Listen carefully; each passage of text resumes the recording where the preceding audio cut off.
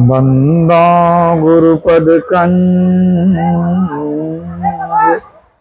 कृपा सिंधु नर रूप हरि महामोह तम पुंज जासु वचन रवि कर निकर।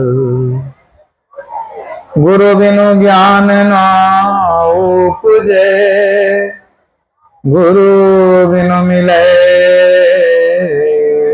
न भेव गुरु बिनु संशय ना मिटे।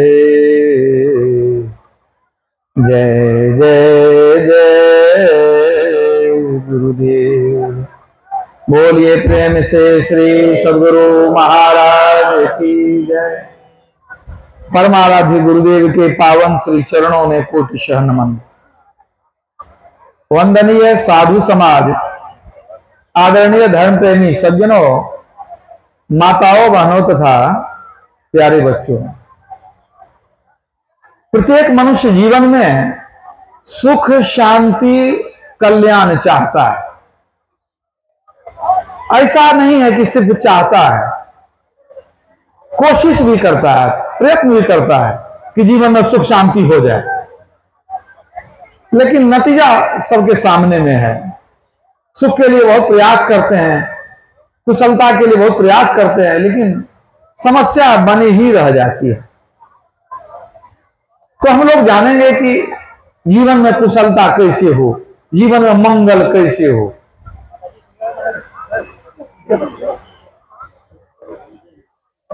प्रत्येक व्यक्ति किसी न किसी काम से कभी जीवन में यात्रा करते हैं।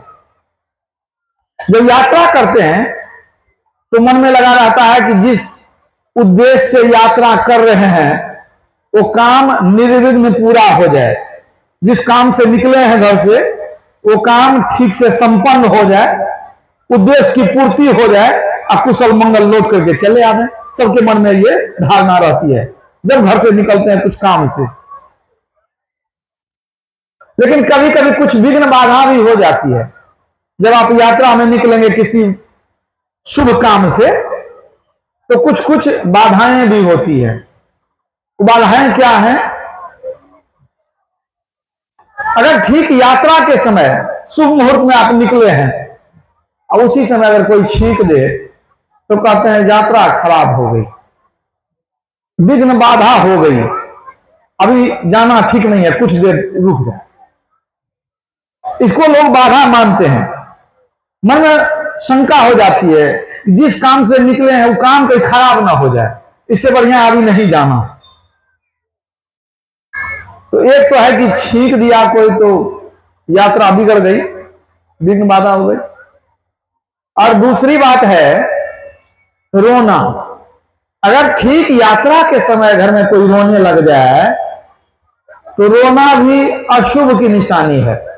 इसको भी यात्रा में विघ्न माना जाता है। मान लीजिए किसी शुभ काम से आप यात्रा करने के लिए घर से निकल रहे हैं, कोई छींका नहीं, कोई रोया नहीं, आपका मन प्रसन्न है, सोचते हैं कि आज काम हो ही जाएगा, लगता है खुशी खुशी घर से निकल गए। और जब बाहर निकले, सड़क पर गए और संजोग से अगर कोई पड़ोसी वहीं मिल जाए और पूछ दे कि कहां जा रहे हैं, तब कैसा लगेगा? ये भी विघ्न बाधा है। कोई टोक दे कि कहां, जैसे कोई कह दे कहां, तो समझिए माथा गर्म होना स्वाभाविक है। उसको जवाब देते आपको नहीं बनेगा, क्या कहिएगा उसको?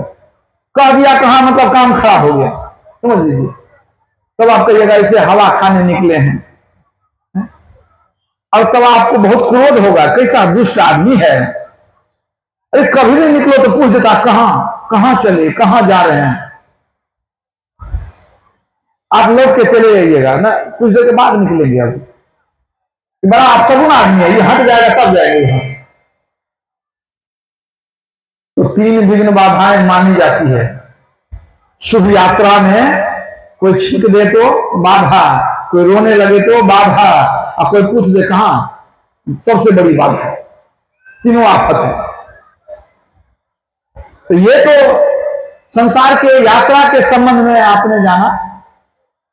अब हम लोग ये जानेंगे कि हम लोगों की जो जीवन यात्रा शुरू हुई है तो उसमें भी कोई विघ्न बाधा हो गई है कि यात्रा कुशल मंगल है, इसको देखना जरूरी है।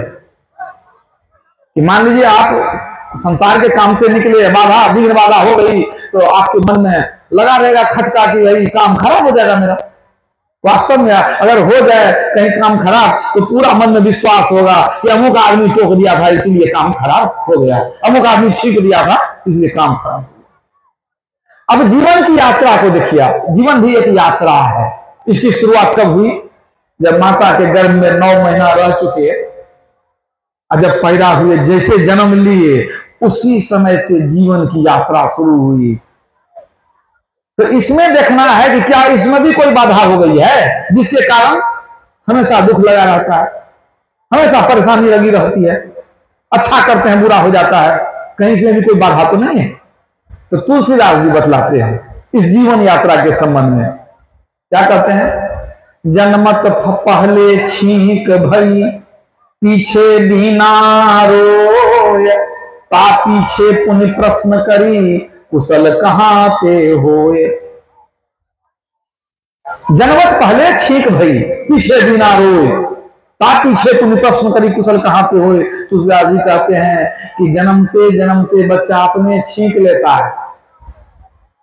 जो बुजुर्ग लोग हैं उन कुछ लोगों को मालूम होगा कि बच्चा जब जन्म लेता है सबसे पहले छींकता है, और जन्मत पहले छींक वही, अभी जन्म हुआ है, यात्रा शुरू हुई है, सबसे पहले छींक लिया, यात्रा खराब कर लिया। और उसके बाद पीछे बिना रोए, और फिर रोने भी लग जाता है, और दूसरी बाधा शुरू हो गई। और जब उसको कोई भी चाची मामी हो, मौसी हो, दादी हो, कोई गोद में लेकर के बच्चा को थोड़ा चुप कर दिया तो वो क्या कहेगा? कहां कहां कहां कहां। ये तीसरी बाधा हुई ना, कहां जाएंगे, कहां जा रहे हैं, कहां से आए। ये कहां शब्द जो है प्रश्नवाचक है, ये तीसरी समस्या है, विघ्न बाधा है। तो तुलसीदास जी कहते हैं कि तू तो अभागा है, जन्म लिया पहले अपने छींक दिया, यात्रा खराब कर लिया, फिर रोना भी शुरू कर दिया, दूसरी बाधा। आखिर कहता है कहां कहां, तीसरी बाधा। 3 विघ्न बाधा हो चुकी है तो जीवन में मंगल कहां से होगा? है? यात्रा बढ़िया होगी, काम होने वाला है, सब काम बिगड़ जाता है। 3 बाधा है। अब इसी का कुछ काट मार होगा, इसी का कुछ इलाज होगा जो संत लोग बतलाएंगे। बात को समझिए, बाधा को जब तक इलाज नहीं करेंगे तो ठीक कैसे होगा? तो आप समझ गए कि जन्मते जन्मते 3 बाधाएं हो गई है, इसलिए जीवन में कुशलता नहीं, मंगल नहीं है। इसी बात को कबीर साहब दूसरे शब्दों में कहते हैं, कुशल कुशल के पूछते जग में रहा न कोय, जरा मुई न भय मुआ कुशल कहां ते होए। कुशल कुशल के पूछते जग में रहा न कोय, जरा मुई न भय मुआ कुशल कहां पे होए। जब 2 व्यक्ति मिलते हैं तो एक दूसरे को पूछते हैं अपना समाचार कहिए, कहते हैं सब कुशल है। और फिर जो कहे कुशल है वो भी पूछते हैं अपना भी समाचार कहिए, तो दूसरे भी कहते हैं हाँ हमारा भी सब कुशल मंगल है। ये कब होता है? जब थोड़ी देर की मुलाकात होती है, ठीक है। अब मान लीजिए आपको स्टेशन पर से आप ट्रेन से उतरे हैं और कोई ट्रेन में चढ़ रहा है, वही भेंट हो गई। अब दोनों एक दूसरे को कह दिए भाई कुशल है मंगल है, ठीक। अब मान लीजिए किसी कारण से जो आया है ट्रेन पकड़ने, उसकी ट्रेन छूट जाए, वो आया है ट्रेन पकड़ने, आप उतरे हैं ट्रेन से स्टेशन से, अब कोई ट्रेन पकड़ने जा रहा है, रास्ते में भेंट हुई, आप कहां जा रहे हैं? तो ट्रेन में जा रहे हैं, क्या समाचार? सब कुशल मंगल है। अगर उसकी ट्रेन छूट जाए और तब आपको फोन करेगा कि देखिए ना ट्रेन छूट गई है तो हमको तो अभी 2-4 घंटा बिताना पड़ेगा, तो हम आते हैं आप ही के यहाँ, ठीक है, या 1 रात बिताना पड़ेगा। तो मित्र है तो कहेगा ठीक है चले आइए।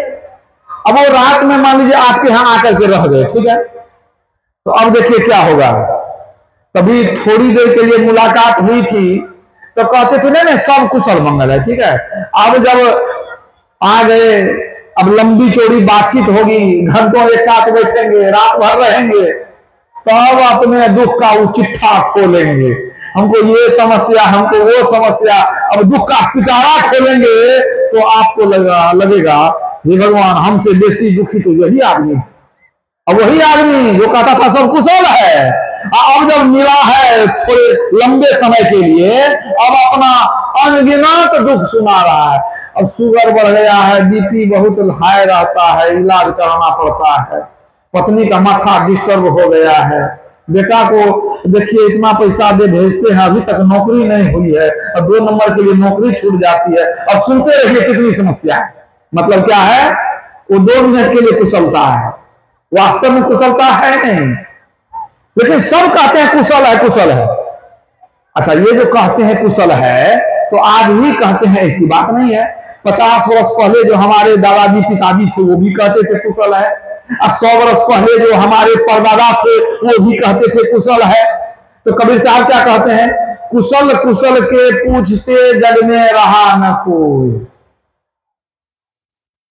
100 वर्ष पहले भी लोग मिलते थे तब पूछते थे क्या हाल समाचार है, सब कुशल है। तो कबीर साहब कहते हैं कि पहले भी लोग कहते थे कि कुशल है, अब आज न कहने वाला है न सुनने वाला है, दोनों मर के चला गया। आप बताइए, हमारे पिताजी चले गए, दादाजी चले गए, परदादा का कोई गिनती ही नहीं है, तो कहने सुनने वाला दोनों मर गया, लेकिन कहते हैं कुशल है।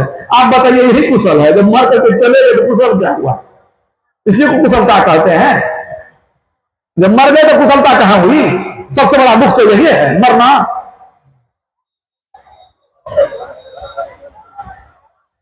अरब खरब नाम दरब है, दरब स्वर्ण मुद्रा धन, अरब खरब लो दरब है, और उदय अस्त लो राज, जो तुलसी निज मरण है तो आवे के ही काज। जब मरना ही पड़ेगा तो धन राजपाट लेके क्या करेंगे? कितना सुख देगा आपको, सो बताइए। तो कबीर साहब ने क्या कहा कि लोग कहते हैं कि कुशल है, और सब मर करके देखते हैं कि जम के घर को भर रहे हैं, सब मर के चले जा रहे हैं, ये कौन कुशल है? जरा मुई न भय मुआ कुशल कहां पे हुए। जब तक बुढ़ापा है, जब तक मृत्यु का डर लगा हुआ है, तब तक कुशलता नहीं है। तो जीवन में कुशलता होगी कैसे? ये जो 3 विघ्न बाधा हुई है तो सबको हुई है, सबके जीवन में ये 3 विघ्न बाधा है, तो कुशल कैसे होंगे? जीवन में सुख शांति कैसे मिलेगी? तो तुलसीदास जी को ही पूछते हैं, जिन्होंने कहा कि आपके जीवन में जन्मते जन्मते 3 विघ्न बाधा हो चुकी है, इसीलिए आपके जीवन में मंगल नहीं, कुशल नहीं। तो उन्हीं को कहते हैं कि महाराज आप तो संत हैं, तो आप ही कुछ उपाय बता दीजिए ना। अरे भले हमारे जीवन में कुशलता नहीं हो, लेकिन संत लोग तो सुखी होते हैं। संत सुखी मन जीती हो, तो आप सुखी कैसे हो गए? तुलसीदास जी के जीवन में भी 3 दुख हुआ, 3 विघ्न बाधाएं हुई, कबीर साहब के जीवन में भी बाधाएं आई, लेकिन उनका जीवन सुखी कैसे हो गया? उनके जीवन में कुशलता कैसे आई? तो वही तुलसीदास जी को पूछते हैं कि कोई उपाय बता दीजिए, कुछ कुशलता हो जाए उनको भी। तुलसीदास जी कहते हैं हाँ उपाय तो है, उपाय है, करना पड़ेगा तब जीवन में कुशलता होगी, और नहीं करेंगे तो कुशलता नहीं होगी। क्या उपाय है? तब लगी कुशल न जीव कह सपने हो मन विश्राम, और जब लगी भजसी न राम कह शोक धाम तजी काम। अर्थात कहते हैं शोकों की जननी कामना, दुख की जननी क्या है? कामना। जितनी इच्छा उतना दुख। कहते हैं शोकों की जननी कामना, यानी सांसारिक इच्छा को छोड़कर यदि राम का भजन कर लेंगे तो 3 बाधा के बावजूद जीवन में कुशलता हो जाएगी। अगर राम का भजन नहीं करेंगे तो जीवन में नाक रगड़ के मर जाएंगे, लेकिन कुशलता होने वाली नहीं है। मैंने राम का भजन करेंगे, संसार की इच्छाओं को छोड़कर, तब कुशलता हो जाएगी। संत लोग यही काम करते हैं, संसार की इच्छा को छोड़ देते हैं, राम का भजन कर लेते हैं, उनके जीवन में कुशलता आ जाती है। तो विघ्न बाधा तो सबके जीवन में है, लेकिन कुशलता उसी को होने वाली है जो राम का भजन करेंगे, संसार की इच्छाओं को त्याग देंगे। अनासक्त जग में रहो भाई, दमन करो इंद्रिय दुखदाई। मतलब राम का भजन करने से जीवन में कुशलता होगी। इसलिए भक्ति का पाठ अभी पढ़ कर सुनाया गया, आप लोग बहुत अच्छी तरह से सुन चुके हैं। श्रुति पुराण सदग्रंथ कहाही, और रघुपति भगति बिना सुख नाही। वेद पुराण का यही कथन है कि रघुपति श्री राम का भजन किए बिना जीवन में सुख मिलने वाला नहीं है। अंधकार बरु रवि ही नसावे, राम विमुख नौ जीव सुख पावे।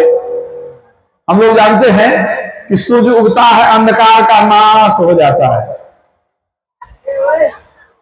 कागुतुंडी जी कहते हैं, हे गरुड़ जी, ऐसी अनहोनी हो जाए कि अंधकार ही सूर्य का नाश कर दे। अगर ऐसी अनहोनी हो जाए तो हो जाए, लेकिन राम की भक्ति किए बिना सुख मिलने वाला नहीं है। अच्छा, अंधकार सूर्य का नाश कर सकेगा? कभी नहीं कर सकेगा। एक बार अंधकार गए भगवान विष्णु के पास, उनको कहते हैं प्रभु हम बहुत बड़ा संकट में हैं, हमारे संकट को दूर कर दीजिए। कहा क्या संकट है बताओ? कहा बिना कुछ गलती किए सूर्य हमारे पीछे पड़ गया है। कहा कैसे पीछे पड़ गया? कहा क्या बतावे, हम भारत में रहते हैं तो सूर्य भारत में चले आता है, हमको वहां से भागना पड़ता है, हमारे पीछे पड़ गया है, और वहां से भाग के हम अमेरिका चले जाते हैं। और जब हम अमेरिका में कुछ देर रहते हैं तो सूर्य भारत से घूम करके वो अमेरिका चला जाता है, फिर वहां से भागना पड़ता है। हम जहां जहां जाते हैं सूर्य पीछा करते रहता है, हम तबाह हो गए हैं, हमको चैन नहीं है, हम बड़ी परेशानी में है। प्रभु सूर्य को समझा दिए क्यों हमारे पीछे पड़ा हुआ है, हमारी जान का ग्राहक बना हुआ है, जहां जाते हैं पीछे पड़ा रहता है। भगवान ने कहा चिंता मत करो, अंधकार चिंता मत करो, मैं सूर्य को पूछूंगा, अगर गलती करेगा तो भी दंड दूंगा मैं, जाओ तुम। चला गया सूर्य। भगवान ने सूर्य भगवान को बुलाया, उन्होंने पूछा कि सूर्य देव आपको अंधकार से क्या दुश्मनी है? कहा कौन अंधकार, क्या दुश्मनी, हम तो जानते भी नहीं। कहा नहीं वो आया था फरियाद लेकर के। कहा क्या फरियाद लेकर आया था? वो कह रहा था आप उसका पीछा करते हैं, वो जहां जाता है पीछे से आप चले आते हैं, उसको भागना पड़ता है, वहां से परेशान रहता है। कहता था जी भारत में आते हैं तो यहाँ सूर्य आ जाता है तो भारत अमेरिका जाते हैं, अमेरिका में जाते हैं वहां भी चले जाता है, वहां से फिर भाग के भारत आते हैं। परेशान हो गए, आप उसका पीछा क्यों करते हैं? भगवान सूर्य हंसने लगे, कहते हे देव अब पहली बार जीवन में कुछ सुना हूं मैं कि अंधकार भी कोई होता है, हमको तो आज तक उसके बारे में पता नहीं, और जब हमको भेंट ही नहीं है तो हम क्या दुश्मनी करेंगे उससे? हमको भेंट भी नहीं है, हम नहीं जानते हैं। अगर आपको विश्वास नहीं हो हमारी बात पर तो एक काम कीजिए, अंधकार को बुला लीजिए, हम यही माफी मांग लेंगे। अगर कोई गलती हो गई हो तो हम यही माफी मांग लेंगे उससे, आप जरा बुला लीजिए हमको। भगवान बुलाते रह गए अंधकार को, अंधकार आते रह गया। क्यों भाई, जहां सूर्य वहां अंधकार आएगा? अभी तक वो अंधकार सूर्य के सामने आया ही नहीं, तो समझ लीजिए अंधकार की इतनी क्षमता कहां कि सूर्य के सामने आ जाए। उस अंधकार के बारे में कहा गया अंधकार बरुवर ही नसावे, ऐसी अनहोनी हो जाए अंधकार ही सूर्य का नाश कर दे, लेकिन राम को छोड़ करके सुख मिलने वाला नहीं है। हिम्मते प्रगट अनल बरु होई, अभिमुख राम सुख पावन कोई। चाहे बर्फ से आग निकल जाए, ऐसा होगा कि बर्फ को रगड़ने से आग निकल जाए? कहते हैं बर्फ को रगड़ने से आग निकल जाए तो निकल जाए, लेकिन राम को छोड़ करके जीवन में सुख मिल जाए असंभव है, असंभव है। न भूतो न भविष्यति। राम की भक्ति के बारे में आप श्रवण कर रहे हैं। ये मनुष्य शरीर मिला क्यों है? राम की भक्ति करने के लिए। देह धरे कर यही फल भाई, भजिए राम सब काम बिहाई। और काम को छोड़ दीजिए, लेकिन राम की भक्ति नहीं छूटनी चाहिए।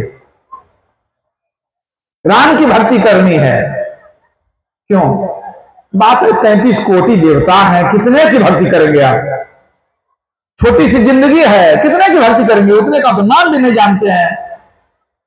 इसीलिए कोई 10 की करते हैं, कोई 20 की करते हैं, कोई 25 की करते हैं, फिर भी बहुत रह जाते हैं। इसी समस्या का निराकरण करने के लिए देवता लोग बैठे, ऋषि मुनि बैठे, सबने विचार किया कि किनकी भक्ति करें, किनको छोड़ दें। इसी का निर्णय किया था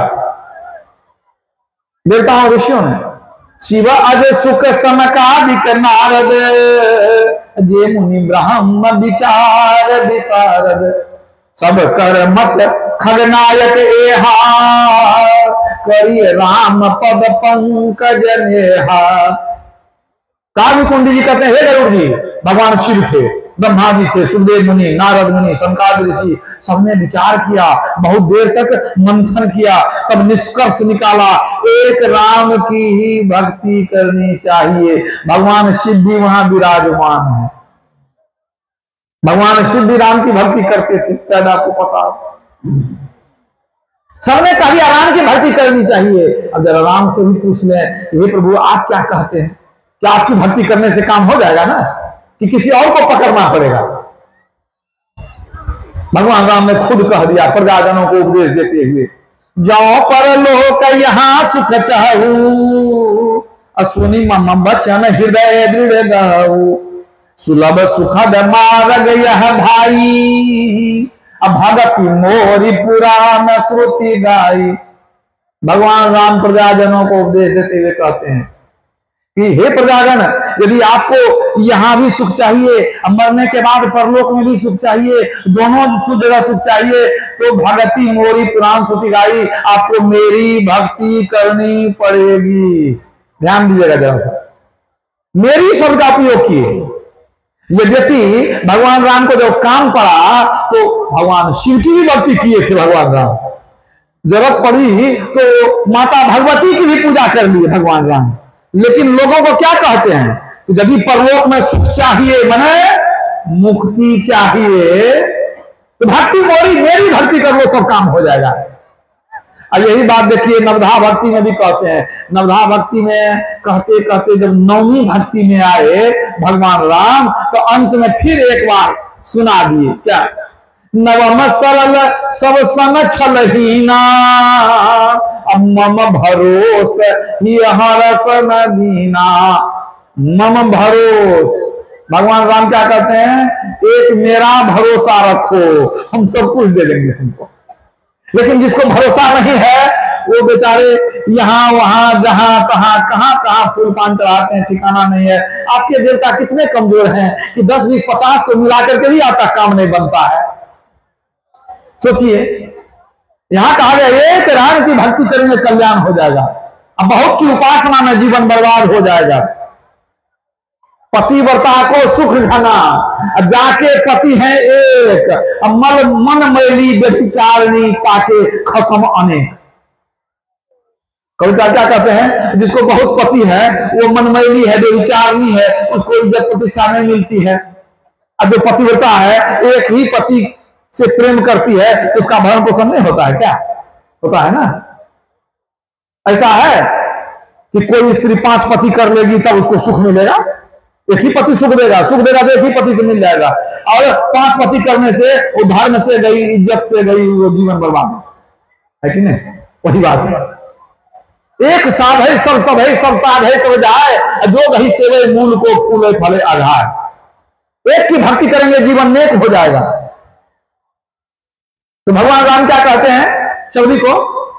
मम भरोसे, एक मेरा भरोसा रखो। अरे राम सब कुछ दे सकते हैं आप, राम को जानते नहीं है इसलिए आपको भरोसा नहीं होता है। राम कौन है मैं बता दूंगा अभी, संक्षेप में उस पर भी प्रकाश डालूंगा। राम है कौन?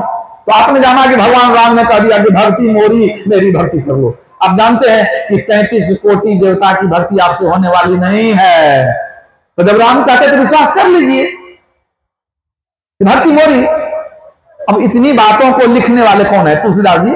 रामायण में जो सुंदर सुंदर दोहा चौपाई लिखे हैं रामचरितमानस में, तो लिखने वाले तुलसीदास जी महासंत, तो उनको भी पूछ लेते हैं कि देखिए ये लोग जो ब्रह्मा जी, भगवान शिव और ऋषि मुनि बैठ करके विचार किए तो कह दिए नहीं, राम की ही भक्ति कर लो।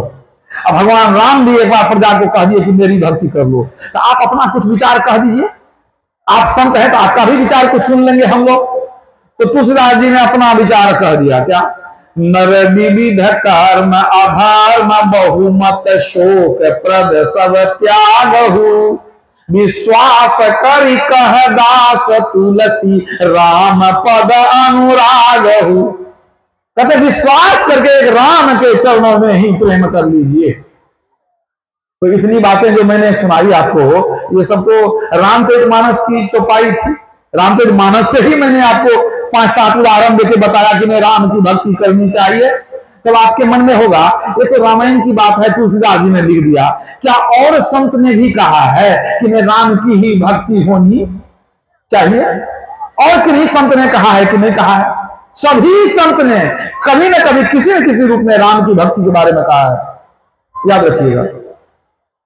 पलटू साहब कहते हैं,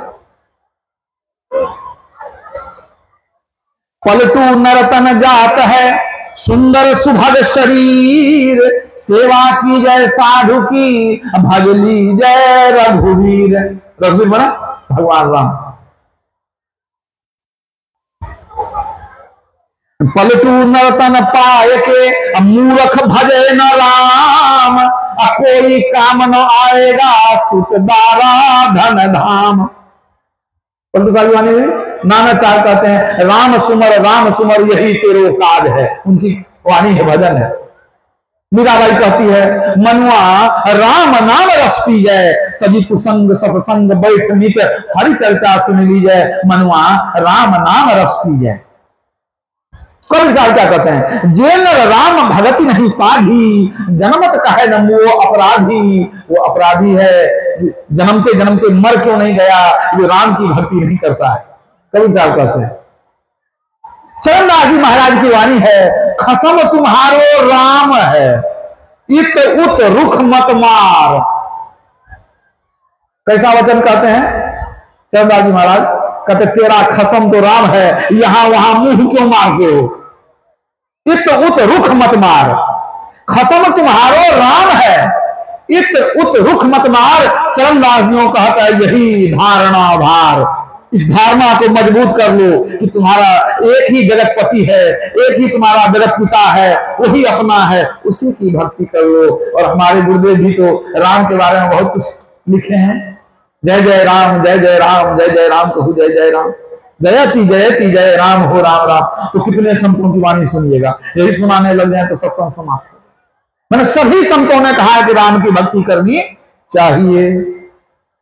तो आप कहेंगे बाबा इतना कुछ कह दिए तो हम लोग क्या राम का फोटो नहीं रखते हैं, क्या राम की पूजा नहीं करते हैं? हम लोग भी रोज जब स्नान करके आते हैं तो कुछ जल चढ़ाते हैं, अगरबत्ती भी हम लोग लगाते हैं, फूल भी चढ़ाते हैं। तो राम का फोटो तो है मेरे घर में, राम की भक्ति तो हम करते हैं।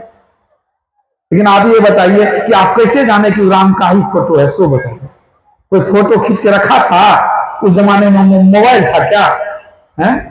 आखिर त्रेता युग से व्हाट्सएप कर दिए, कल युग में पहुंच गया। ऐसा तो नहीं होने वाला है। तो राम का फोटो है। अरे वाल्मीकि जी ने वर्णन किया कि राम ऐसे थे, उसी आधार पर अलग अलग चित्रकार ने बना दिया। ठीक है, या रामायण सीरियल का फोटो आपके पास होगा जिसमें अरुण गोविंद ने राम का चरित्र निभाया था, वही राम है आपके पास। तो आप तो बुझते हैं कि ये फोटो है, यही राम है, इसी को जल फूल चढ़ाएंगे हमारा कल्याण हो जाएगा। यही बताने के लिए भगवान राम इतना मेहनत किए हैं, प्रजाजनों को बुलाए, कहते हैं मेरी भक्ति कर लो, यही बताने के लिए। कोई ये भक्ति तो सब जानते हैं, आप राम को ठीक से जानते नहीं है। राम को जानिए, राम है कौन? मैत्रायणी उपनिषद में आया है कि ब्रह्म के 2 रूप हैं, एक मूर्त दूसरा अमूर्त। मूर्त माने शरीरधारी, अमूर्त माने बिना शरीर वाला। ध्यान दीजिएगा, मूर्त माने मूर्ति, शरीर। तो उपनिषद में क्या कहा गया? ब्रह्म के 2 रूप हैं, एक मूर्त शरीरधारी, दूसरा अमूर्त बिना शरीर वाला। फिर कहा गया जो मूर्त है, शरीरधारी है, वो असत्य है, सदा नहीं रहता है। जो अमूर्त है, बिना शरीर वाला है, वह सत्य है, सदा रहता, उसका नाश नहीं होता। मतलब क्या हुआ? ईश्वर दो प्रकार के हो गए।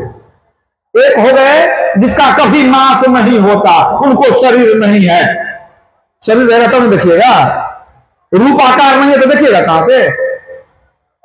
एक दूसरा है जिसमें शरीर है, मूर्त है, वह असत्य है, वो सब दिन नहीं रहता, वो आता है फिर चला जाता है। तो ईश्वर के दो रूप हुए, एक में शरीर नहीं, वो सब दिन रहते हैं, एक में शरीर है, वो कभी आते हैं चले जाते हैं। जैसे कि संभवामी युगे युगे, युग युग में शरीर धारण करके आते हैं।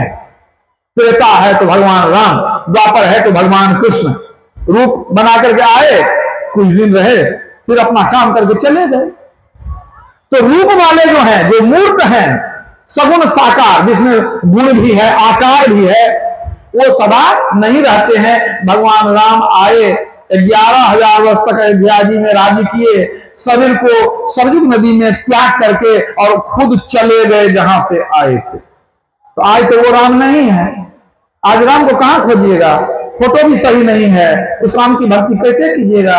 लेकिन जो सदा रहते हैं उसमें कोई व्यवधान नहीं है, कोई किंतु परंतु नहीं है, कोई संदेह नहीं है, वो सदा रहते हैं। लेकिन हाँ, उसमें रूप आकार नहीं है, और दोनों ही परमात्मा है, दोनों का नाम राम है। आप कहिएगा कि हम तो यही जानते थे कि दशरथ जी के जो ज्येष्ठ पुत्र हुए उन्हीं का नाम राम है। ठीक है, उनका भी नाम राम है, वो हो गए दशरथ नंदन राजा राम। ठीक है, लेकिन एक है परमात्मा राम, जो परमात्मा है, माने जिसमें रूप नहीं है, जिनका नाश नहीं होता है, उनका भी नाम राम है। उनके बहुत से नाम हैं, ईश्वर, अल्लाह, गॉड, खुदा, राम, हरि, कृष्ण, जितना नाम पुकारिए। दादू सृजनहार के कहते नाम अनंत, चित्त आवे सो लीजिए जो साधु सुमरे संत। वह जो परमात्मा है, उनके अनेक नाम हैं। परमात्मा की क्या परिभाषा है? जिसने सृष्टि को बनाया वह परमात्मा है। दूसरी परिभाषा है कि जो आत्मा के द्वारा जाना जाता है वह परमात्मा है, इंद्रियों के द्वारा वह जाना नहीं जाता। आपके इंद्रिय में शक्ति नहीं है कि उसको जान सके। तो जो परमात्मा सृष्टि करता है, जगत को पैदा करने वाला है, उनका भी नाम राम है, उनका भी नाम कृष्ण है, उनका भी नाम शिव है, उनका भी नाम हरि है। अनेक नाम, अनगिनत नाम है उनके। तो दोनों राम को आप समझिए, दोनों राम के बारे में जानिए। एक शरीरधारी राम हो गए, एक बिना शरीर वाले राम हो गए। बिना शरीर वाले जो राम है उनको निर्गुण निराकार राम कह सकते हैं आप। तो दो राम हो गए, आप दोनों की भक्ति कर लीजिए, एक सगुण की एक निर्गुण की, भक्ति पूरी हो जाएगी। लेकिन अगर निर्गुण राम को छोड़ देंगे, उस परमात्मा राम को छोड़ देंगे, आपकी भक्ति पूरी होने वाली नहीं है। वही परमात्मा राम बन करके आए, भगत हेत भगवान प्रभु, राम धरे तनु भूप, किए चरित पावन परम, प्राकृत नर अनुरूप। जथा अनेकन भेष धरी, नृत्य करे नट कोई, असोई सोई भाव दिखावई, आपुन हो या न सोए। तुलसीदास जी क्या कहते हैं? संत थे ना, उनकी बात को ध्यान से सुनिए, समझिए। वो कहते हैं कि एक ही परमात्मा राम है, जो भक्तों के हित के लिए दशरथ जी के यहाँ वो राजा का शरीर धारण किए, पुत्र बनकर के आए। कौन? परमात्मा राम शरीर में आए, पहले उनको शरीर नहीं था, वो बिना शरीर वाले हैं। जब वो शरीर में आए तो मनुष्य के तरह लीला किए, खाए पिए सोए हंसे रोए, विवाह भी किए, बाल बच्चे भी हुए, मनुष्य के तरह वो लीला किए। फिर तुलसीदास जी क्या कहते हैं कि लीला तो किए, लेकिन वो नाटक था। ऐसा नहीं कि वो जैसा लीला करते हैं वैसा हो जाते हैं, सो बात नहीं है। जैसे एक बहुरूपिया बहुत रूप बनाता है, लेकिन जैसा रूप बनाता है वैसा हो नहीं जाता है। आप समझे बात को कि नहीं? कोई नाटककार है, बहुरूपिया है, बहुत ड्रामावाद है, ड्रामा करता है, ठीक है, वो बहुत रूप बनाता है, तो जैसा रूप बनाता है वैसा हो जाता है, वो वैसा नहीं होता है। तो ये कैसे? मान लीजिए वो ड्रामा में भिखारी बन गया, गुदड़ी पहन के बैठा है, तो क्या सच में भिखारी हो गया? वो भिखारी नहीं है, पैसा वाला है, वो तो नाटक करता है। या किसी ड्रामा में वो जो पुरुष है वो सीता जी बन गया, देखने में सुंदर गोरा है, वो सीता बना दिया, उसको साड़ी पहना दिया, मांग में सिंदूर दे दिया खूब सुंदर से, तो क्या कहिएगा वो स्त्री है? वो स्त्री नहीं है। वो जैसा रूप बनाया वैसा होता नहीं है, उसका वास्तविक स्वरूप कुछ और है। और वही व्यक्ति किसी दिन गाल फुलाएगा, हनुमान बन जाएगा, गदा लेगा, पूंछ लगा लेगा, तो क्या कहेगा ये बंदर है? वो बंदर नहीं है। वो जैसा रूप बनाता है वैसा नहीं होता है, उसका वास्तविक स्वरूप कुछ और है। तुलसीदास जी कहते हैं इसी तरह परमात्मा जो है कभी कृष्ण बन जाते हैं, कभी राम के रूप में आते हैं, मतलब कभी बंशीधर, कभी धनुर्धर, कभी कल्कि अवतार, कभी कोई अवतार, कभी कोई अवतार। लेकिन ये जो रूप बनाते हैं ये माइक है, कुछ दिन के लिए है, ये असली नहीं है, नकली है। अब नकली भी क्यों कहता हूं? भगवान कृष्ण ने अर्जुन को समझाया था। भगवान कृष्ण ने अर्जुन को जो उपदेश दिया गीता का, तो कहा हे अर्जुन, इस जगत के उत्पत्ति का कारण मैं ही हूं, मुझसे ही सब उत्पन्न होता है। तो अर्जुन सोचने लगे कि कहते हैं मुझसे ही उत्पन्न होता है, ये हमारे मित्र है, संबंधी हैं, ये संसार को बनाते हैं, ये कैसे संभव है? संसार कब से है? ये तो कुछ दिन पहले ये हमसे कुछ बड़े हैं, ये पैदा हुए हैं, ये कैसे संसार को बनाएंगे? भ्रम तो स्वाभाविक है। जब भगवान कृष्ण कहते हैं सबको मैंने पैदा किया, तो कैसे कोई मनुष्य पैदा कर सकता है, शुद्ध बना सकता है कोई मनुष्य? क्या अष्टमी के दिन भगवान कृष्ण जन्म लिए थे उसके बाद इस संसार बनाए थे?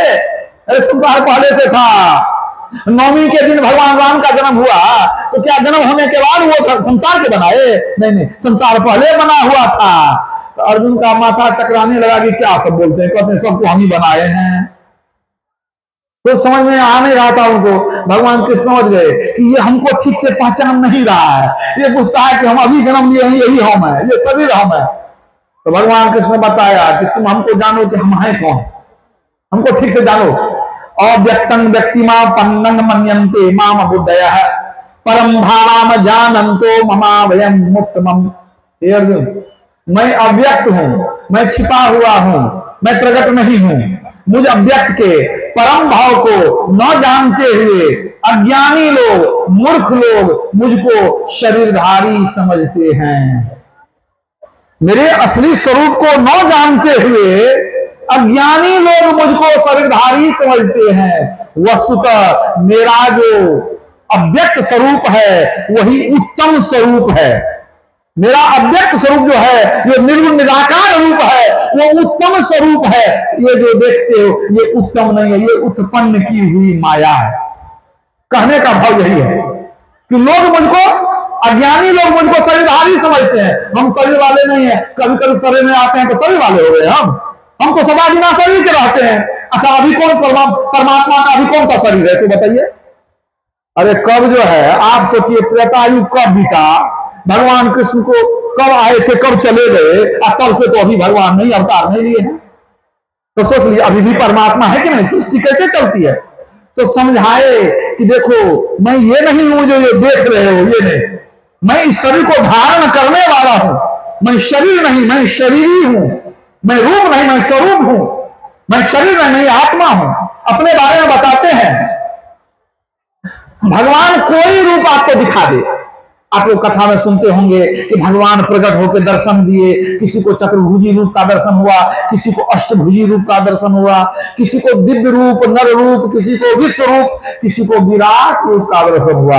किसी भी रूप का दर्शन हो जाए वो परमात्मा का दर्शन नहीं है, वो माया का दर्शन है। क्यों? भगवान राम कहते हैं गो गोचर जहां लगी मन जाई, सो सब माया जाने हो भाई। आप आंखों से जो देखेंगे माया, कान से जो सुनेंगे माया, हाथ से जो छुएंगे माया, मन से जो सोचेंगे माया। आपकी इंद्रियां जहां तक जाए, मन जहां तक जो दौड़े, संसार सब माया ही माया है। आपकी इंद्रियां सिर्फ माया को पकड़ती है, ईश्वर तो हर जगह है, ईश्वर को जान नहीं पाती है। भगवान कृष्ण ने नारद मुनि को अपना विराट रूप दिखलाया, देख करके नारद जी चकित हो गए, आनंदित हो गए। फिर भगवान कृष्ण अपना रूप समेट लिए, नारद जी बहुत आनंद में डूबे हुए थे। भगवान कृष्ण कहते हैं हे नारद मुनि, आप जो देखे ना, यह मेरा सत्य स्वरूप नहीं है, मेरा असली स्वरूप नहीं है, ये हमारी उत्पन्न की हुई माया है। इसी पर मत मैंने भ्रमित हो जाइए, लुभा मत जाइए कि जो देख लिए तो देख लिए, सब कुछ हो गया मेरा असली स्वरूप को अभी आप नहीं जान पाए हैं। तब क्या कहते हैं, मेरे सत्य स्वरूप को जानने के लिए आपको बहुत आगे जाना पड़ेगा। ये आगे मतलब क्या होता है, अंधकार प्रकाश शब्द के आगे, स्थूल सूक्ष्म कारण महाकारण के आगे, यही तो असली सार भक्ति है। आगे जाना पड़ेगा, ये सार भक्ति है। जो मैंने क्या कहा, आओ भक्त सार भगति करू हो। सार भक्ति करेंगे तब उस सृष्टिकर्ता परमात्मा को जानेंगे। सार भगति करू हो, और सार भगति करी संसार भ्रमत रही, भक्ति श्रम निष्फल हो। आपकी भक्ति बेकार चली जाएगी, सारा परिश्रम बेकार चला जाएगा। समझ करके बूझ करके सार भक्ति कीजिए। सार भक्ति कैसे करेंगे इसको समझिए। में ही हो सकोगे, अब जाओगे वही पार। अब पार गमन ही सार भक्ति है, लो यही ही में धार। मन में बैठा लीजिए, सार भक्ति क्या है। कहते हैं में ही हो सकोगे। गुरु महाराज कहते हैं कि महीन हो जाओ। एक में ही मतलब महर्षि में ही गुरु महाराज, अब दूसरा में ही मतलब महीन। तो गुरु महाराज क्या कहते हैं, महीन हो जाओ, अपने को समेट लो, मन को समेटो, दृष्टि को समेटो, सूरत को समेटो। अब में ही हो सकोगे। अगर समेट लोगे तब क्या होगा, तब जाओगे वही पार, तब उस पार चले जाओगे। और उस पार जाने से क्या होगा, यही सार भक्ति है। पार गमन ही सार भक्ति है। उस पार जाएंगे सार भक्ति हो जाएगी।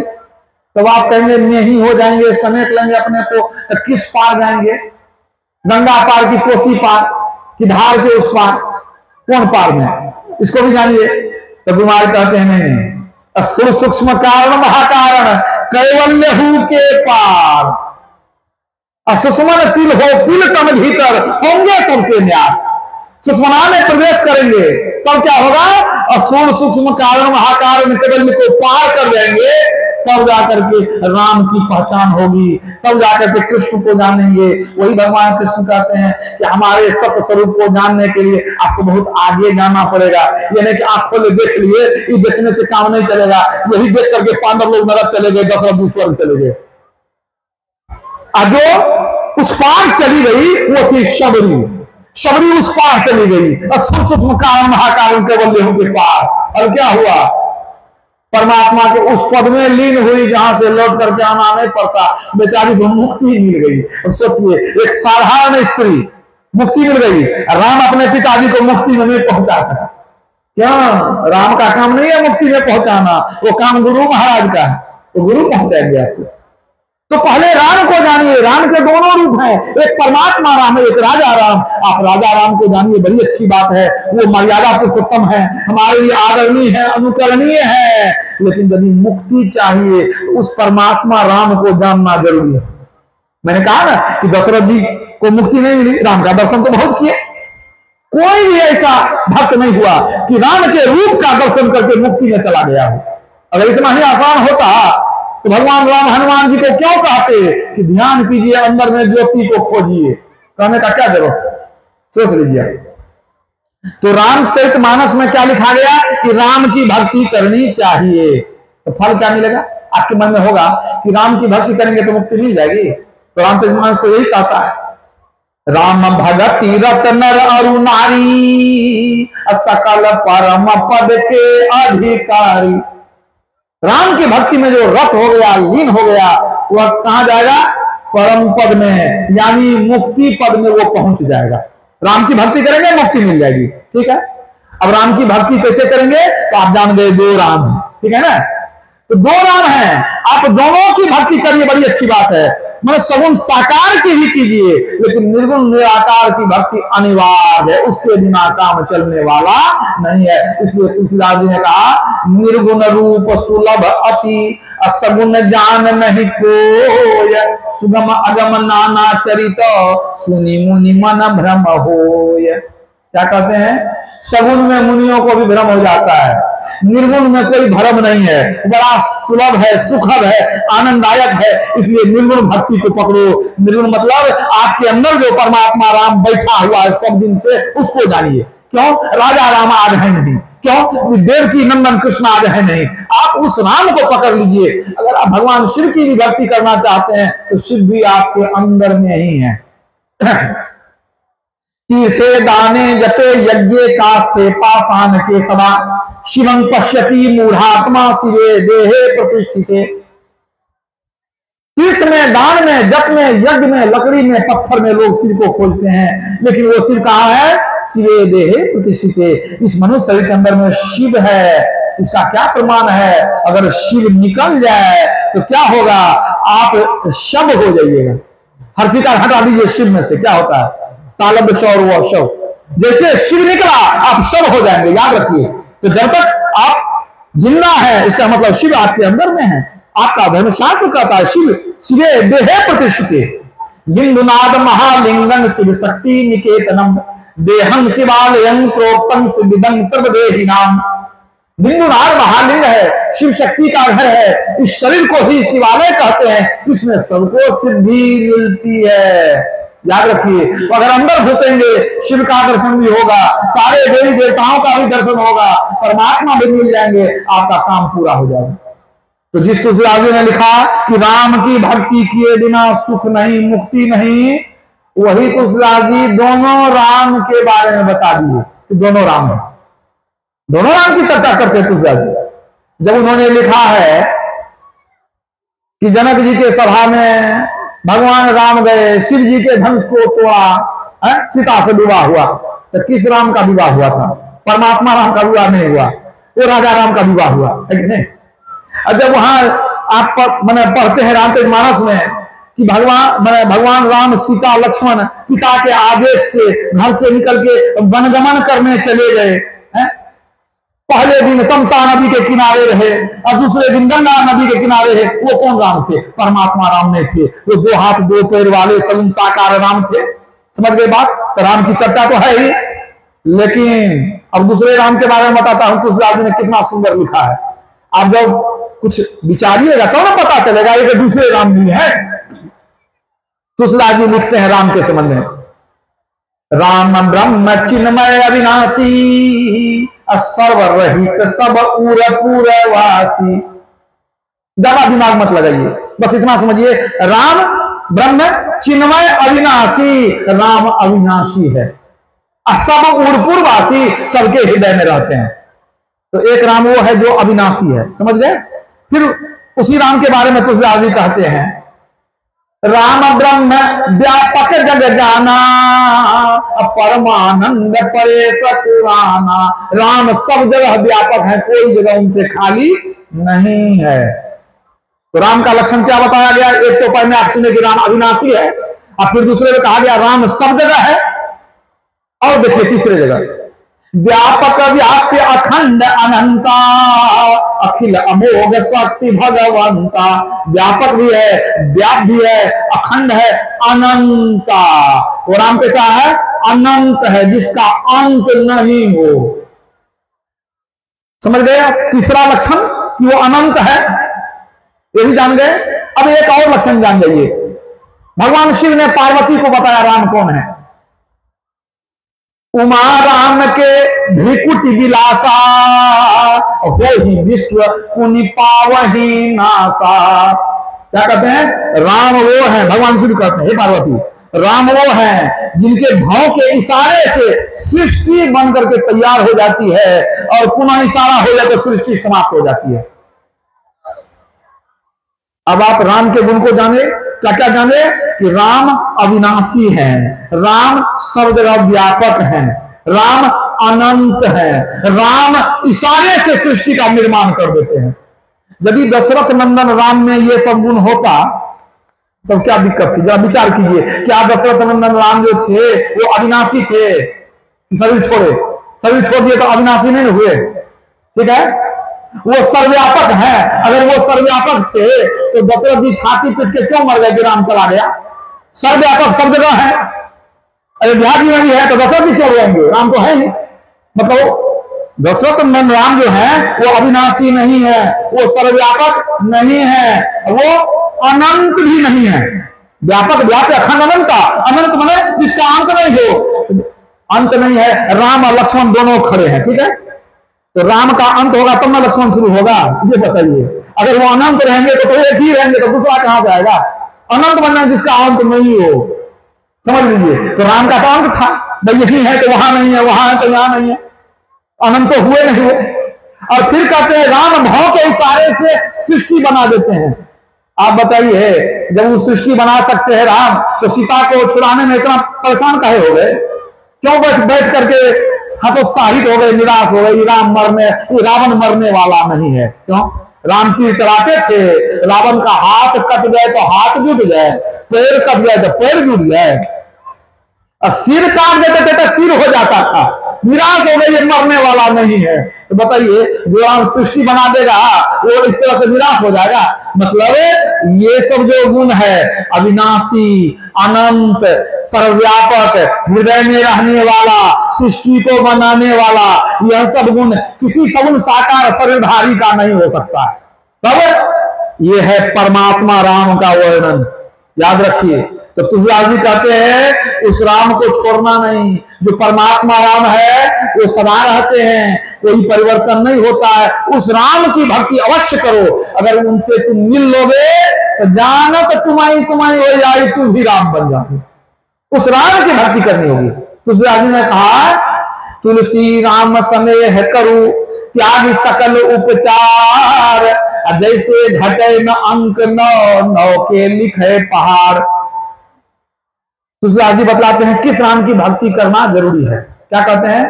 तुलसी राम स्नेह करो, उस राम से प्रेम करो जो कभी घटता बढ़ता नहीं है, जैसे कि नौ का पहाड़ा कभी घटता बढ़ता नहीं है। तुलसीदास जी की वाणी सुनाता हूं। क्या कहते हैं कि जैसे नौ का पहाड़ा घटता बढ़ता नहीं है, उसी तरह हमारा राम घटता बढ़ता नहीं है। अब नौ का पहाड़ा पढ़ के देखिएगा तब पता चलेगा। 9 का 9, 9 दूना 18 कैसे लिखते हैं? 1 पर 8 लिखते हैं ना।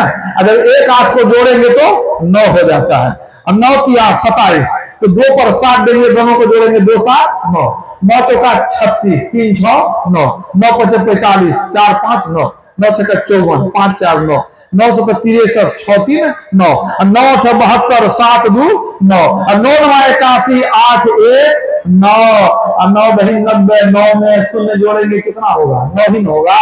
तो तुलसीदास जी क्या इशारा कर रहे हैं? एक राम हुआ है कि कभी बदलता नहीं है, जैसे 9 का पहाड़ा 9 ही रहता है, उसी तरह एक परमात्मा राम है। हम उसको राम कहते हैं, तुलसीदास जी राम कहते हैं, सूरदास जी कृष्ण कहते हैं, वेद में ब्रह्म कहा गया, हम लोग ईश्वर परमात्मा कहते हैं। कोई फर्क नहीं है, पानी कहिए, जल कहिए, वाटर कहिए, आग कहिए, है तो एक ही चीज।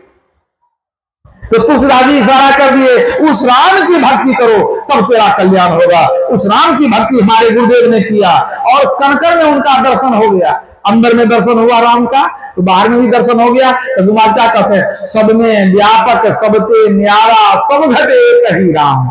सब घट घट में राम है। कबीर साहब ने यही साधना किया, अंदर में चल करके राम को पा लिए। तो वो क्या कहते हैं? कहते हैं राम राय घट में बसे, ढूंढत फिरे उजाड़, कोई काशी कोई प्रयाग में बहुत फिरे झक मार। लोग काशी प्रयाग में झक मारते हैं, राम अंदर में बैठा हुआ है। घट ही में राम खोजे किया है। तो आप दोनों राम को जानिए, जो मर्यादा पुरुषोत्तम राम है उनके चरित्र को जानिए, कितना उत्तम चरित्र है। उन्होंने दिखाया भाई को कैसा होना चाहिए, एक पति को कैसा होना चाहिए, एक बेटा को कैसा होना चाहिए। उनके गुण को अपना लीजिए, बहुत अच्छी बात है, लेकिन आपका ध्यान वहां रहना चाहिए उस परमात्मा राम पर, जो कि आपको मुक्ति देने वाला है। तो दोनों राम की भक्ति करेंगे तब कल्याण होगा। अगर परमात्मा का दर्शन हो गया तो आप भी परमात्मा में मिल करके सदा के लिए परमात्मा हो जाएंगे। बंद दशा में जीव है, मुक्त दशा में राम, जो कोई जाने राम को वह भी होते राम। इसी संबंध में एक छोटी सी लोक कथा सुनाता हूं। एक संत हुए सावन सिंह जी महाराज, उन्हीं की वाणी है, उनके द्वारा कथित ये कथा है। एक कोई राजा था, राजा निसंतान था, उत्तराधिकारी की खोज में लगा हुआ था कि कोई उत्तराधिकारी अच्छा मिल जाए, जो ज्ञानी हो, खोजी हो, समझदार हो, सिर्फ लोभी लालची नहीं हो, वैसे व्यक्ति को हम उत्तराधिकारी बनाएंगे। उन्होंने 7 मंजिला खूब सुंदर मकान बनाया कि जिसको उत्तराधिकारी बनाएंगे ना, उसको ये भवन दे देंगे भेंट में।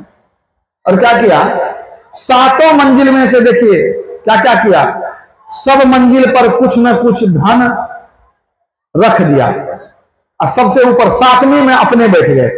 पहली मंजिल में उन्होंने कौड़ी रख दिया, दूसरी मंजिल में पैसा बहुत सारा, ढेर का ढेर, तीसरी मंजिल में रुपया रख दिया, चौथी मंजिल में चांदी रख दिया, 5वीं मंजिल में सोना रख दिया और 6ठी मंजिल में कुछ हीरा जवाहरात रख दिया और 7वीं में जाके अपने वो बैठ गए।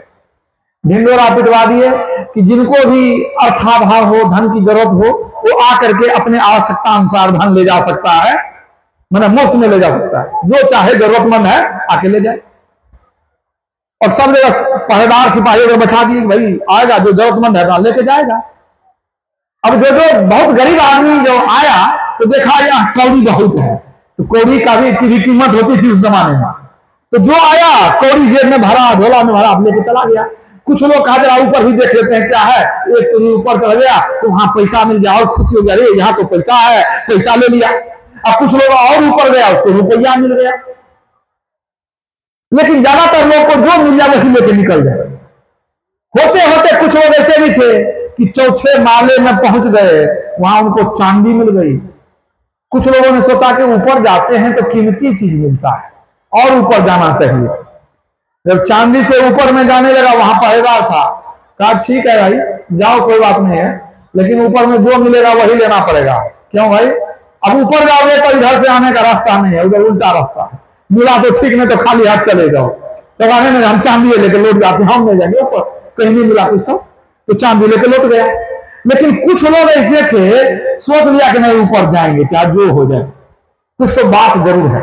कह दिया ठीक है मिले नहीं मिले ऊपर जाएंगे, तो गए ऊपर तो सोना मिल गया, अपना जेब में सोना भर करके वहां से आ गए। कुछ लोगों ने सोचा कि नहीं एक बार और ऊपर चलते देखना चाहिए। किसी ने कहा पागल अब क्या मिलेगा, सोना मिल गया और कुछ मिलने वाला है, कहने नहीं एक बार चल के देखेंगे जरूर। तो फिर कहा कि और ऊपर जाएंगे। पहरेदार ने कहा देखो भाई ऊपर जाएगा फिर वही बात है, कुछ मिला तो मिला, नहीं तो खाली हाथ उधर से निकल जाएगा, इधर आने का रास्ता बंद। तो ज्यादा लोग तो सोना लेकर लौट गया। एक दो लोग थे कि और ऊपर गए तो वहां मिल गया, तो हीरा मोती मिल गया, हीरा मोती मिल गया, खुश हो गया, बाप जीवन धन्य हो गया। अब वहां विचार करने लगा कोई कि ऊपर भी कुछ होगा, अरे भागा ऊपर में क्या होगा, सुबह ऊपर कुछ मिलने वाला है, सब तो मिल गया, इससे कीमती कोई चीज होता है, कुछ नहीं होता है। तो सब वहां से लोग क्या आ गए। एक व्यक्ति बड़ा चतुर था, वो कहा ना अब कुछ मिले कि नहीं मिले, हम तो और ऊपर जाएंगे, कुछ भी नहीं मिलेगा। सब समझा अरे हीरा मोती से कीमती कुछ होता नहीं है, काहे अपना किस्मत खराब करता है, जो मिला वो भी नहीं मिलेगा, कहने हम जाएंगे। वो बड़ा होशियार पढ़ा लिखा विद्वान आदमी था, वो चला गया ऊपर। ऊपर जैसे गया तब वहां देखता है कि राजा सिंहासन पर बैठे हुए हैं, एक सिंहासन और रखा हुआ है। तुरंत जैसे ऊपर गया, तुरंत जो है राजा उसको बुला करके सीने से लगा लिया और सिंहासन बैठाया, अपना मुकुट उसके सिर पर दे दिया और कहा अब जो हमारा काम पूरा हो गया, सायरन बज गया, घंटी बज गई कि अब सबको निकालो, किसी को कुछ देना है, जो लिया से लिया खाली करो, अब हो गया हमारा काम, सबको बाहर करके अब सबको जो है गेट बंद कर दो, हमको राजा मिल गया। अब तुरंत उस व्यक्ति को लेकर के नीचे आए, कहा आज से यह व्यक्ति जो है यही हमारा उत्तराधिकारी होगा, ये 7 मंजिला भवन इसी का, इसमें जितना सोना चांदी हीरा बच गया है सब इसी का। तो सोचिए वो राजा बन गया। कैसे राजा कौन बनाया, राजा ही राजा बना सकता है, भिखारी कोई राजा नहीं बनाएगा। तो राजा से मिला तो राजा बना दिया, समझ रहे कि नहीं। अब राजा बन गया तो जीवन धन्य हो गया, सारी धन संपत्ति उसी को मिल गई। अगर कोई थोड़ा सोना लेके चला गया वो राजा नहीं बना, कुछ मोती लेके गया राजा नहीं बना, लेकिन राजा की कृपा हो गई तो मुकुट उसके सिर पर रख दिया, घोषणा कर दिया आज से यह राजा है। तो हम लोग भी साधारण आदमी हैं, लेकिन हम लोग भी राजा बन सकते हैं। कैसे, तो सावन सिंह जी महाराज इस कथा के द्वारा क्या बतलाए उसको भी समझ लीजिए। कथा तो समाप्त हो गई, लेकिन उसमें अभी सार तत्व बाकी है। जो लोग संसार में आते हैं जितने व्यक्ति संसार में जन्म लिए हैं, अब वो भक्ति कुछ भी नहीं करते, सिर्फ संसार में धन कमाने में लगे हुए हैं। उनको लोक परलोक से, भक्ति से, नाम से, किसी चीज से मतलब नहीं है। उनका काम है सिर्फ धन जमा करना। टका ही धर्मं, टका ही कर्मं, टका मोक्ष प्रदायते, टका सर्वत्र पूज्यन्ते, बिन टका टक टकायते। जायज हो कि ना जायज हो, कोई किसी रास्ता से कमा दे, लेकिन धन को जमा करें। तो जो व्यक्ति संसार में मनुष्य शरीर पाया और सिर्फ संसार का धन जमा कर रहा है, वह पहली मंजिल में जाकर कौड़ी बटोर रहा है। वो कौड़ी बटोर रहा है। अच्छा, इससे आगे जो व्यक्ति भक्ति के नाम पर कुछ कुछ करता है, कुछ ना कुछ करता है, मंदिर में, तीर्थ में, कहीं कहीं जाता है, कुछ ना कुछ करता है, ऐसा नहीं कि कुछ नहीं करता। तो जो कुछ नहीं करता है वो कौड़ी बटोर रहा है, और जो कुछ कुछ करता है वो दूसरी मंजिल में गया है, वो पैसा बटोर रहा है। समझ लीजिएगा। अच्छा, अब कुछ दिन पूजा पाठ करने के बाद यदि कोई दीक्षा ले लिया, समझे, कोई व्यक्ति अगर दीक्षा ले लिया, अब वह थोड़ा जप करने लग गया है, कम से कम ध्यान करने के लिए बैठे नहीं बैठे, कम से कम जप करने लग गया दीक्षा ले करके, तो वो समझिए तीसरे मंजिल में चला गया, उसको रुपया मिल गया, तीसरे मंजिल में है वो। लेकिन अगर वह ध्यान भी करने लग जाए, वो तो इतना करता है, अति पावन गुरु मंत्र मन ही मन जाप जपो, उपकारी गुरु रूप को मानस ध्यान जपो, अगर वो ध्यान भी करने लगा, मानस ध्यान, तो वो चौथे मंजिल में पहुंचा, वो चांदी लूट रहा है, उसको चांदी मिल गई है, लेकिन अभी भी वो राजा नहीं बना है, याद रखिएगा। लेकिन अगर उससे आगे बढ़कर के मानस ध्यान के बाद दृष्टियोग करने लग गया, दो नैन बीचों बीच सन्मुख एक टक देखत रहो, आप ही वह बिंदु झलके पट गिरा निरखत रहो, जो दृष्टियोग की साधना करने लग गया है, प्रकाश मंडल में पहुंच गया, वो पांचवें मंजिल में चला गया, उसको सोना मिल गया, सोने में चमक होती है, वो स्वर्णिम प्रकाश को देखता है। दृष्टियोग की साधना करने वाला वो सोना प्राप्त कर लिया, स्वर्णिम प्रकाश को प्राप्त कर लिया। उसके बाद जब प्रकाश मंडल में शब्द मिला और शब्द की साधना कोई करने लग गया, तो एक मंजिल और ऊपर चला गया। कहां गया वो? छठे माले में। वहां पर शब्द रूपी उसको मोती मिल गया। जब शब्द मंडल में चला गया, सारा सबको पकड़ लिया, वो समझिए हीरा मोती से खेल रहा, लेकिन अभी भी राजा नहीं बना है, उसको भी टपना पड़ेगा। मतलब शब्द मंडल को टप करके जब साधक निशब्द परम पद में जाता है, तो वहां हमारे पिया परमात्मा साक्षात विराजमान है, और जब उनको मिलेंगे वो हमको गले लगा लेंगे, हमको भी राजा मन परमात्मा बना देंगे। बोलिए प्रेम से श्री सद्गुरु। गुरु महाराज यही साधना किए, तब उन्होंने क्या कहा? हम प्रभु प्रभु हम एक ही होई, द्वंद्व अरुद्वैत रहे नहीं कोई, मैं ही ऐसी आरती की जय, भव मह जन्म बहुरी नहीं ली जय। हम प्रभु प्रभु हम एक ही होई, मतलब ईश्वर से मिलकर के हम ईश्वर हो जाएंगे। जो गया साहब को खोजने, वह आते गया हेराय है जी, समुद्र में बंद पड़ा उसी में गया समाये है जी। इसलिए ईश्वर को कहां खोजेंगे? रुमाई कहते हैं, आओ भक्त घट ही में रही हो, अंदर नहीं मिलेंगे, घट ही में रही हो, बाहर भरमी हो, नहीं प्रभु पई हो, भव दुख सही हो। बाहर में भटकोगे, ईश्वर तो मिलेंगे नहीं, संसार का कष्ट उठाओगे, यदि अंदर में चलोगे तो निज घर में निज प्रभु को पावे, अति हुलसावे ना, में ही अस गुरु संत जुक्ति भवत्रास मिटावे ना। अपने अंदर चलेंगे, अपने प्रभु को पाएंगे, अति हुलसावे ना, बहुत आनंद मिलेगा। और क्या होगा? जन्म मरण के चक्र से सदा के लिए छूट जाएंगे। यही है सार भक्ति। दीक्षा लेकर के जप और ध्यान करना। इसी भक्ति के संबंध में मैंने आप लोगों को थोड़ा सा सुनाया। अब मैं अपने वाणी को विराम देता हूं। बोलिए प्रेम से श्री सद्गुरु महाराज की।